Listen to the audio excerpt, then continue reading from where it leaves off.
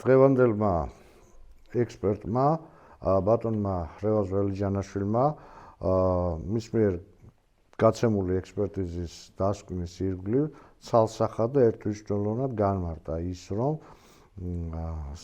მიკროავტობუსი, რომელიც მოძრაობდა ახალციხიდან აბასთუმნის მიმართულებით, აშკარად დაარღვია საგზაო მოძრაობის უსაფრთხოების წესები.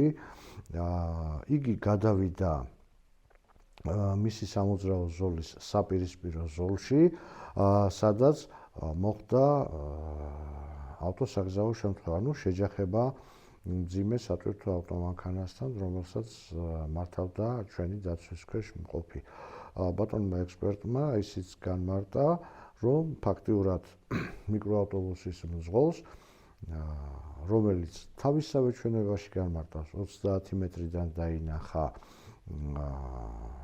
ამოჭრილი, რომელსაც იგი არ მიიჩნევს რაიმე დაბრკოლებად თავისსავე ჩვენებაში, შეეძლო ექსპერტის განმარტებით, რომ გაეჩერებინა ანდაც უსაფრთხოდ მოეხდინა მანევრი და დაბრუნებული იყოს თავის სამოძრაო ზოლში, რითაც ფაქტიურად ყველანაირი საფრთხე და ყველანაირი შედეგი იქნებოდა თავიდან აცილებული.